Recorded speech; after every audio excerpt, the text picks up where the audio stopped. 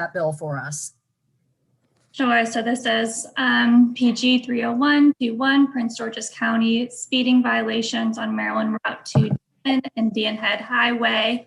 So the bill sets the amount of fines for any person convicted of exceeding the maximum posted speed limit on any part of Maryland Route 210, parentheses, Indian Head Highway within Prince George's County. And I won't go through the fines because there's actually been an amendment, and if Delegate Valderrama doesn't mind if I summarize that.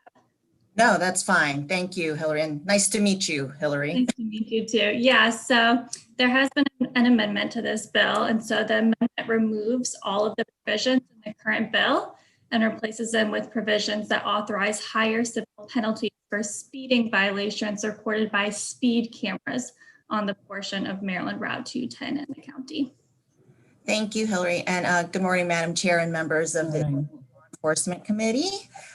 This issue is not new to many of you. No, I'm looking around. I don't think it's new at all to anyone here. And Hillary, yes, the bill, I don't know what you have in front of you, but the original bill was totally wrong. Council inadvertently was using wrong statute. And so the whole premise of this bill is just to not do what I've done in the last 2-3 years, but to just increase penalties, because clearly the issue on 210 is increasingly, unfortunately, progressing. So with that, again, is a familiar issue. So let me just give you a background here. So twice in the last 4 years, I've seeked speed cameras as a way to slow traffic on Route 210. The first one was installed at one fixed location at one intersection in one direction, which was south. 2 years later, I asked for several more roving cameras. What ended up happening was change in location to keep motorists from speeding and slowing down because they knew where the cameras were. And so with that, tickets from these cameras were limited to only $40 regardless of the motorist speed. So the state and county supplemented the speed cameras with handheld police officer run speed cameras. So officers who stop motorists physically and issue tickets, they do so on a sliding scale depending on the car's speed, the vehicle's speed. So points against are also assigned for the more serious infractions. These cameras have been successful in slowing some drivers down, but unfortunately, as the pandemic hit, fewer drivers were on the road, and then some drivers took advantage of this and started driving at unconscionable speeds, like as if it was, NASCAR, and I can hear it from where I live. And so as of mid-September of last year, 3 speed cameras on Route 210, they captured 15,000 drivers going faster than 67 miles per hour on a 55 mile per hour road. And over 87% of these drivers were going over 70 miles per hour. 400 of these drivers were going over 100 miles per hour, and one was actually clocked at 143 miles per hour. One other driver was clocked at 161 miles. So more than 1,000 of these drivers were repeat offenders and apparently not deterred by the $40 fine. What my bill this year seeks to address is the problem in 2 ways. First of all, it would increase the $40 fine for motorists that drive at higher speeds. The sliding scale is similar to the fines that are written by the police officers, the physical citations. And the second way would be address the speeding is with a fee for speeders who are caught on the speed cameras more than twice in 2 years. So these fees vary from $50 to $350. These offender fees are in addition to the underlying fee for speeding.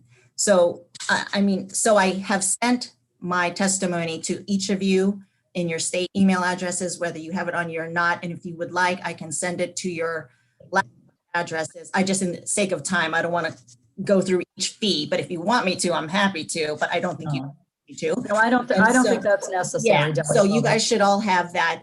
My staffer, Carol, should have sent it. But basically the premise is to hit these motorists who clearly aren't deterred by $40 fees. And once you look at that testimony that I've submitted, if you're wondering where these numbers came from, it's not just me willy-nilly. I have been working the last several years with advocacy groups in my district, public servants, those who have lost loved ones on 210. So it's a community effort, and I'm just representing on their behalf. So with that said, we are trying to look for innovative ways to deal with the continued speeding issues on this road. And we know that speed cameras are not, part of the solution. So unfortunately, many of the potential tools to slow speeders are prohibitively expensive. And so we're just trying to find ways, and this is the most way that we are trying to do so. So with that, I would ask your favorable report.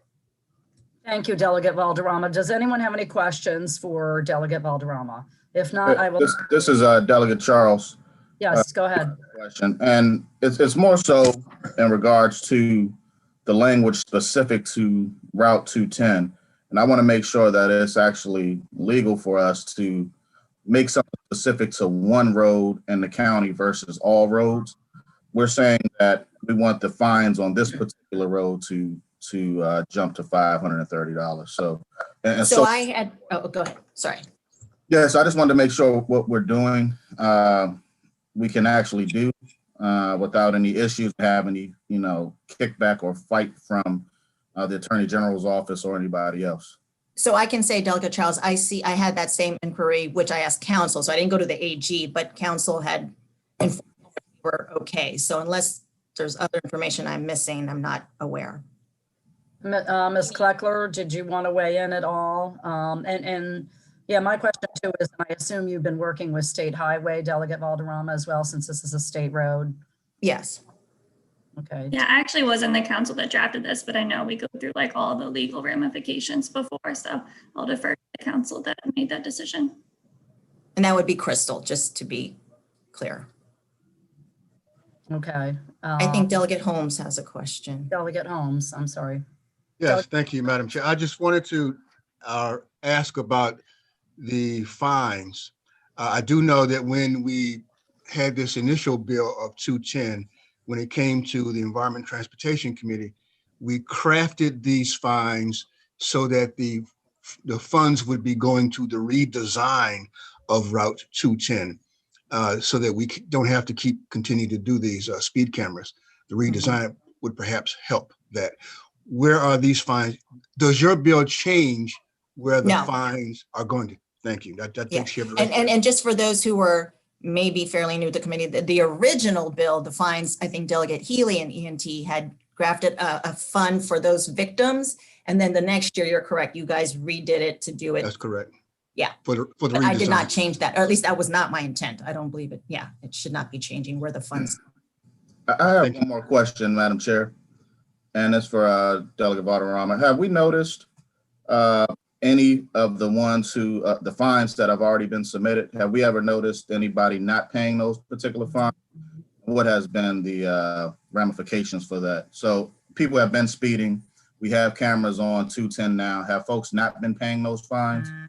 I think so when I had my conversation with the police officer who manned State Highway, what do you call troopers, the police officers, the few conversations I've had, some just evade, but most of the time they are paid, but they don't care. The whole point of this is the $40 doesn't seem to affect them because they know they can go, the crazy speeds that they're going and only get $40. So again, not to be repetitive, but the numbers, when you look at the testimony I submitted to each of you, they weren't just pulled. We were trying to be as concise and not be ridiculous and we even did it within a 2-year period, so, but if there are suggestions from this committee, I'm happy to listen.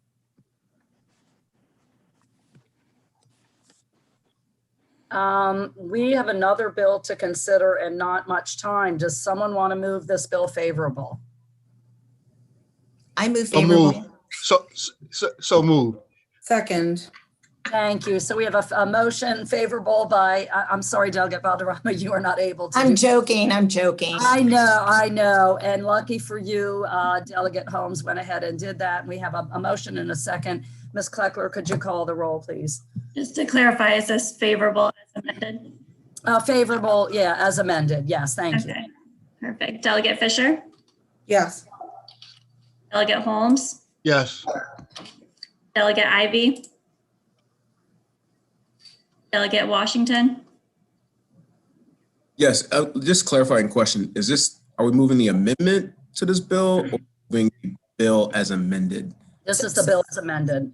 So we already accepted the amendment already. Got it. Okay. Yes. Just making sure. Delegate Charles? Yes. Madam Chair? Yes. Did you want to call on Delegate Ivy again? I think he's sort of with us. Delegate Ivy? Maybe not. Okay. He's driving. I can hear him, but it's faint. He's kind of driving and kind of in his office. Okay, so, all right. So, Sorry, my apologies. Yes. Got it. okay, we're going to move on to PG 30721. Thank you, law enforcement. Thank you, Delegate Valderrama. So Prince George's Bill 30721 as amended. We might not get through this bill. As you all know, we have to be on the floor in just about 15 minutes, but let's begin talking about this the alcohol density zone bill. Ms. Kleckler, did you have a summary, including the amendments? Yes, this bill authorizes the Board of License Commissioners to issue a Class A beer and light wine license for use in a grocery store located within an alcohol density zone. An alcohol density zone is defined as a census tract having an average of 3 or more licensed premises with a Class A beer, wine, and liquor license per square mile. In addition, the bill makes wine and liquor license may not be issued to a grocery store within an alcohol density zone. Finally, the bill authorizes the board to approve the transfer of a Class A beer, wine, and liquor license into the 21st, 22nd, 23rd, 24th, 25th, 26th, 27th, or 47th alcoholic beverages district in the county. Current law prohibits a transfer of a license with an off-sale privilege into these districts, except under certain circumstances. And Delegate Lewis, do you want me to summarize the amendment as well? Yes, please. So there is an amendment to this bill, and the amendment does 3 things. First, it defines what a grocery store is as a grocery store that has all major food departments, including produce, meat, seafood, dairy, and canned and packaged goods. More than 50% of total sales delivered from food sales, and more than 50% of total floor space dedicated to food sales. It also expands where a Class A beer and light wine license may be issued for use in a grocery store to a healthy food priority area as defined by county ordinance or regional transit district or local center as depicted in the county's general plan. And lastly, it provides for the termination of the act in 10 years. So it'll abrogate at the end of June 30th, 2031. Delegate Lewis, do you want to, make any comments or explain anything about the 10-year demonstration period? That was the only question I got when I presented this bill in Economic Matters, and I was not able to answer that question about what happens after the 10 years. Yeah, I'll defer that to Angie Rogers, the county executive staff. Good morning. Our understanding of the 10-year period is that, we would be able to issue licenses in the areas defined in the bill within that 10-year period. But then after the 10 years, those proprietors could keep their license as long as they're complying with the terms of their license. But we wouldn't be able to issue new ones. We would have to have some other action in order to issue new licenses. Yeah, I'm sorry, let me turn your call. Okay, any questions about that or any other aspect of this bill? This would be a significant change in beer and wine sales laws in Prince George's County. I will confess that I'm not entirely comfortable with it. I'm speaking for myself. Anybody have any questions? For Mr. Lewis, Yeah, I have a question, Madam Chair. Yes. I have my hand raised. With regards to the 10-year period, it says that is it a 10-year pilot program for however many ever licenses? How many licenses are we talking about during this 10-year period, during this 10-year pilot program? It's hard to tell how many licenses we would be talking about. One of the priorities for this bill, and particularly with the amended language, is to get new grocery stores into low-income, low-access areas or healthy food priority areas. And also, we think that our best opportunity coming out of COVID to anchor retail in some of our priority development areas, so think Carillon at Largo, New Carrollton, Suitland, is to anchor new grocery stores because they're the proprietors who have done relatively well throughout COVID. And so, you know, we could go through and tell you sort of how many of these areas that we're targeting for new stores. And that might be the best count. But obviously, I think the thing that we wouldn't be able to sort of count is how many stores, how many existing stores would also apply for these licenses that are in those areas. Because there's no limit in the number of licenses within this bill, does that mean that within a certain density zone, I guess the density zones are census tracts, will they be able to, I guess we're saying there's an unlimited amount of these licenses, but we don't know how many of these licenses we're going to give out just yet. Do we know how many density zones that we have currently? Yes. So there are up to 85 in the work group. Can I share my screen for a moment? Is that allowable? Yes, go ahead. Yes. All right, I thought this question might come up. So if you can see my screen, this is for 1.15 or more outlets per square mile within a census tract. And there are 85 of those, okay? What we put in the bill was actually fewer than this. We said 3 per square mile or more, which drops the total number to about like 48 or so. So essentially, all the places that are deep orange to red are the ones that would be listed, and it constricts it because we knew that a number of the liquor store owners were concerned, and we did that to help them. So we didn't go with the 1.15 number, which honestly is more symbolic of where the oversaturation is. We went with a slightly smaller view. So it will be about 7 or 8 of these licenses based on orange or darker red colors because of the average is 3. And can you just tell me, how do you calculate the average amount of licenses within one census tract? Like, is it the number of licenses or is it the average of the number of licenses within that census tract? So these are the literal numbers of licenses, the exact number of licenses per census tract, and this was done by Parking Planning through the work group. And they say, but they call it an average though. So is that the right term, or is So yeah. So the reason why we said an average is because some have significantly more. And let me I'll go to another one. This is the original one, all right? Yeah. So some outlets have 9 per square mile. Some have 1 or less per square mile. The white means that there are essentially, less than 1 per square mile on average. We use the number of 3 or more as an average so that it is comparable across the county, because it would be too limiting if we were just like exactly 3. There's some challenges, particularly when you get in here because census tracts, it's so densely packed. But I think so basically, and this is one of my last questions for this round. Is it that you're using these numbers, and I wondered if the amendments speak to how you calculated these numbers, and will the Board of License Commissioners use this chart to identify what you're saying within this bill? They will. They were part of the work group as well. They were the ones who supplied all of the addresses for Parking Planning to put together the chart. Okay, thanks. Can we unshare the screen so I can see everything? Sure.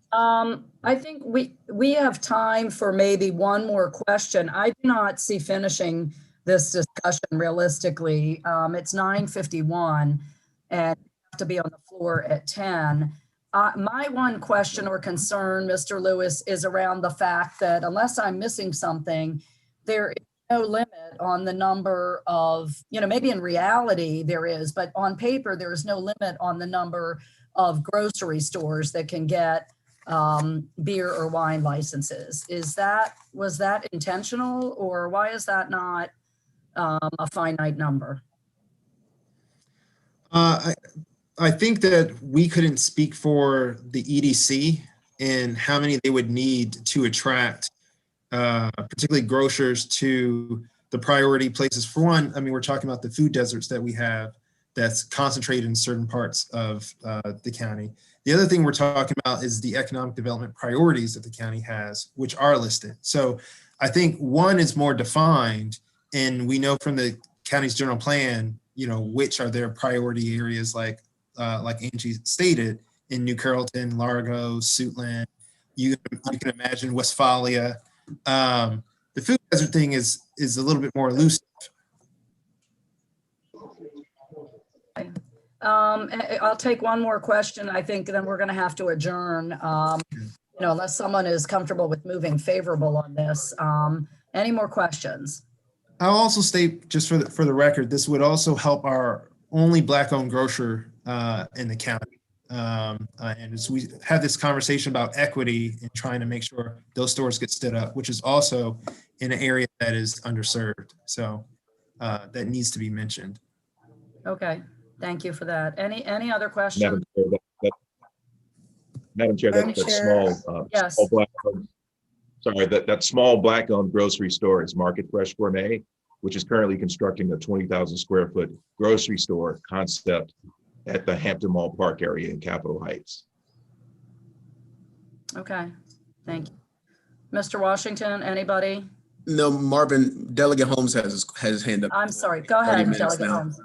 Thank you, Delegate Yeah, Holmes. there was some discussion about transfer of licenses, and I wasn't quite sure how that would. I wasn't quite sure the methodology and the mechanics of the transfer of licenses. And there goes the bells. And I'm assuming that the transfer of licenses is in a opportunity to protect small businesses that are already there. And I'm really concerned about small businesses. I just want to make sure that everyone understands where I'm coming from. Being a small business owner myself, I'm concerned about preserving small businesses, you know? Yeah, I mean, I think this bill would also help small business owners like Mark, who's on here, and I'll give him a second to speak. We give the option because, you know, so long as you can't transfer across legislative district lines, we'll always have the oversaturation that we had. And then we have the oversaturation because the population density has moved from the inner beltway to the outer beltway. We're not trying to shut down stores. We're actually giving them the option is like, as population, I can speak for my district in Glendale. We have like the business that's coming online. I'm sure a store would like to be close to there, but we have a set number of liquor stores per legislative district. If someone wanted to move over, that would help them. I imagine the regulator would help promulgate some of these rules as they were part of the work group. Thank you. I'm still concerned, however, but It I is do appreciate the 9:55. thoughts. It's 9:55. I am going to hold this bill until next Thursday's meeting. It's already been heard in ECM, as you know, Mr. Lewis. That just means when it passes the full delegation, we have to follow up and send a letter to Chair Davis. Thank you. Appreciate that, Motion to Madam Chair. adjourn. Can I have a So motion to moved. adjourn? Thank you. So moved. Second. Okay. All right. Thank you guys for your time.